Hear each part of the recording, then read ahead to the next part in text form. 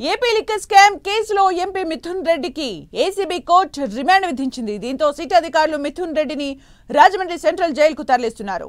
కాసేపట్లో రాజమండ్రికి చేరుకోనున్నారు. మిథున్ రెడ్డికి 14 రోజుల జ్యుడిషియల్ రిమాండ్ విధించింది ఏసీబీ కోర్టు. ఇది భోజనం, ప్రైవేట్ హాస్పిటల్లో వైద్య పరీక్షల కోసం పిటిషన్ వేసుకోవాలని తెలిపారు న్యాయమూర్తి. మరోవైపు మిథున్ రెడ్డి రిమాండ్ రిపోర్టులో సంచలన విషయాలు వెలుగులోకి వచ్చాయి. లిక్కర్ స్కామ్ కేసులో మిథున్ రెడ్డి పాత్ర స్పష్టంగా ఉందన్న సిట్ అధికారులు మనీ ట్రయల్తో పాటు కుట్రదారుడిగా మిథున్ రెడ్డిని పేర్కొన్నారు. లిక్కర్ పాలసీలో మార్పు, అమలు, ఇతర నిందితులతో కలిసి డిస్టిలరీలు, సప్లయర్ల నుంచి నగదు తీసుకున్నట్లు నిర్ధారించారు. బేవరేజెస్ కార్పొరేషన్ అధికారులతో సమావేశమై డిస్టిలరీల నుంచి ముడుపులు సేకరించారని సిట్ రిమాండ్ రిపోర్టులో తెలిపింది. లిక్కర్ స్కామ్లో లోతైన కుట్ర దాగి ఉందన్న సిట్ అధికారులు ముడుపుల ద్వారా నిందితులు, ప్రైవేట్ వ్యక్తులు, ఉన్నతాధికారులు, రాజకీయ నేతలకు లబ్ధి చేకూరిందని తెలిపారు.